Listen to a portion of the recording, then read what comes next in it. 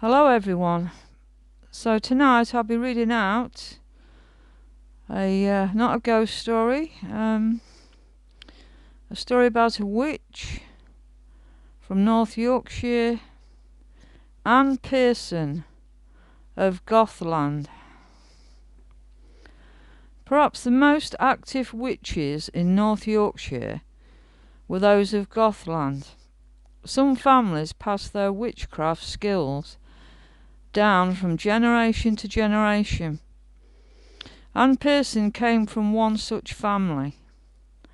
Her mother and grandmother were both supposed to be witches. She lived in a decrepit cottage on the edge of the village and had the reputation of having the evil eye, an ability to harm people with a single glance. No one dared go near her hovel. Children would run away screaming, even at the mention of her name, while their parents would cross the road to avoid the old witch. As a result, Anne was a bitter and lonely old woman. It was sometime during the 19th century that GoathLand's squire discovered that his daughter had fallen in love with a local farm worker.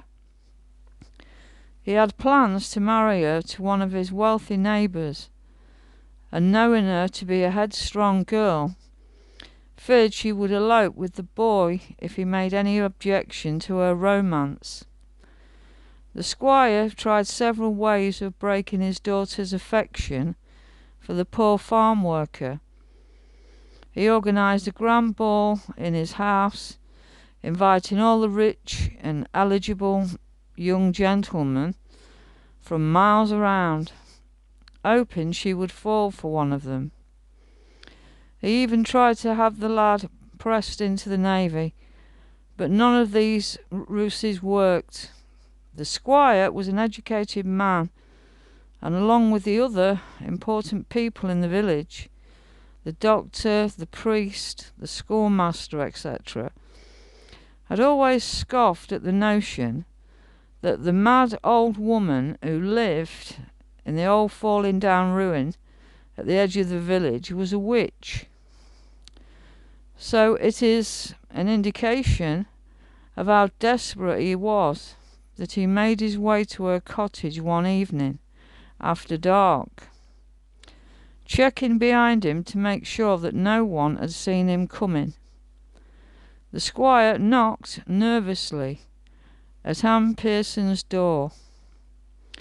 After a minute, the old woman opened it an inch or so and peered suspiciously at him. He told her he had come on business, and with one bony finger she summoned him inside. The squire looked around the single dingy room which was her home. Feeble firelight flickered over her few sticks of rotten furniture. In a corner a few dirty blankets lay by a heap of straw, which served as the witch's bed. At this point the squire would have done well to consider why it was that the old woman lived in such miserable circumstances, when the ignorant villagers credited her with so many powers. But his thoughts were interrupted when the old croon demanded to know what his business was. As the squire told her that he had wanted something to stop his daughter from eloping, the old croon became excited, walking up and down the room, rubbing her hands gleefully, muttering under her breath. In one corner of the room was a little wooden chest, and from it the old woman took a little bottle filled with a pale yellow liquid.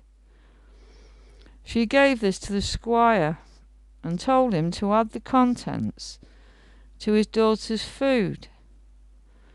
The squire thrust a few guineas into the croon's hands and made his way home by quiet paths so that no one would know where he had been.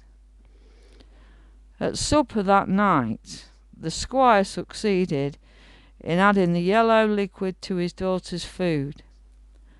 The following morning, he was horrified to discover that his daughter was unlikely to elope, not because she had fallen out of love as he expected, but because she had become paralysed from the neck downwards.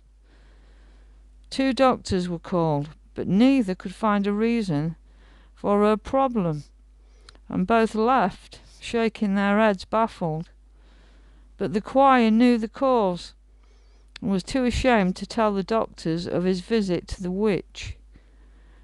After pacing the house impatiently all through the day, the squire set off, as darkness fell, to see the witch again. He hammered on her door, but she would not open it to him, so he had to beg her to take off the spell through a little chink. The witch refused, dancing up and down behind the door laughing. He offered her money, threatened to beat her, but to no avail. Finally, in despair, the squire turned to go home a broken man.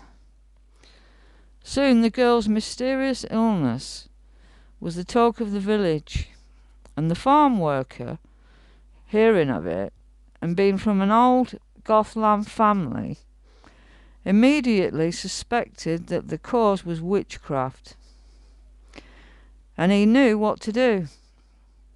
He visited a local wise man, skilled in countering the spells of witches, and told him about the girl's symptoms.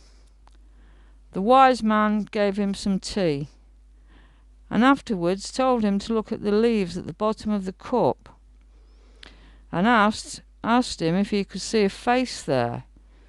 When the farm worker said that he thought he could see a rough likeness of Pierson, the wise man nodded his head in satisfaction.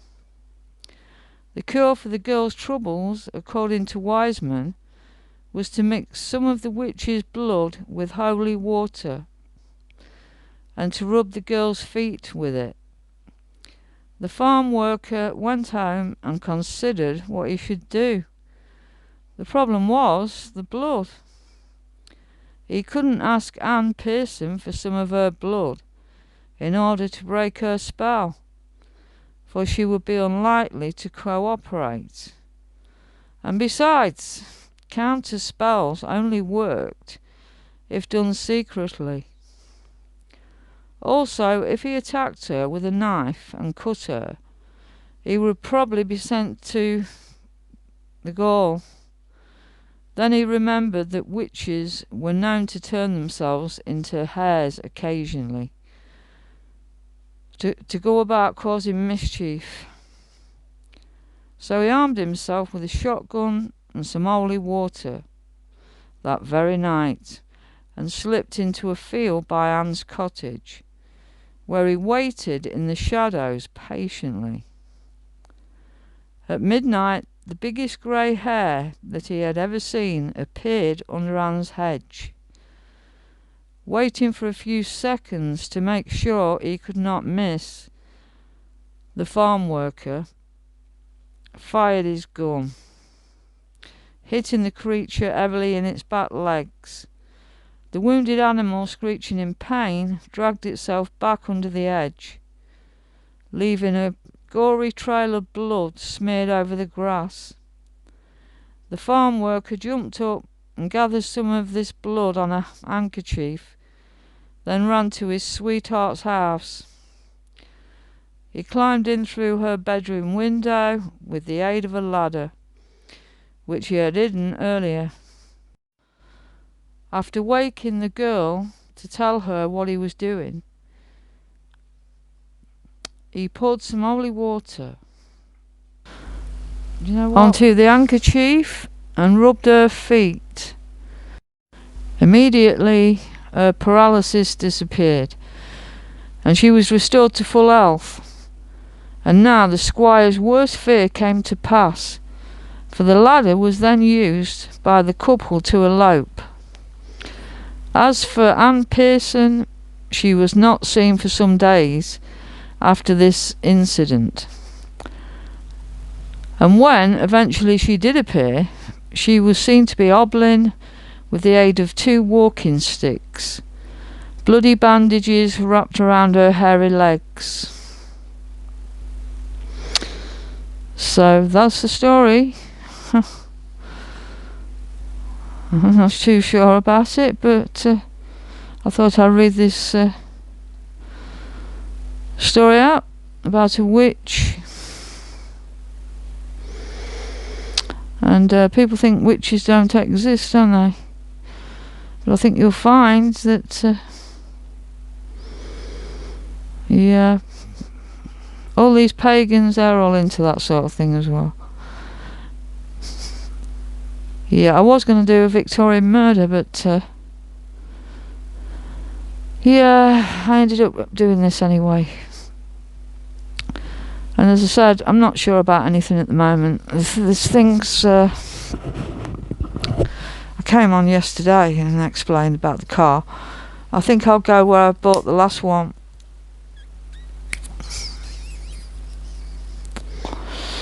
And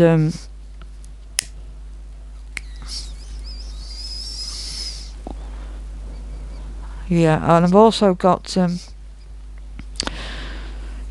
that helped me out a while back. I won't go into who they are, but it was somebody off that neighbourhood site. And yeah, so I got in contact with them a while back. You know, after all this happened, after my car was damaged and everything, I got in contact with them. And well, something's arranged, I'll put it that way. And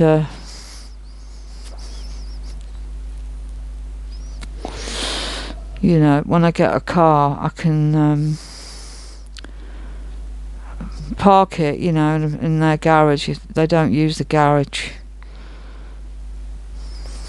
so I'm going to do it that way. And yeah, I'll just pay them a small fee just to have it, you know, once a month, you know. So it's safe. And I won't say where it is, obviously not. But that's what'll happen anyway. So I'll say goodbye for tonight. And thanks for listening, and take care.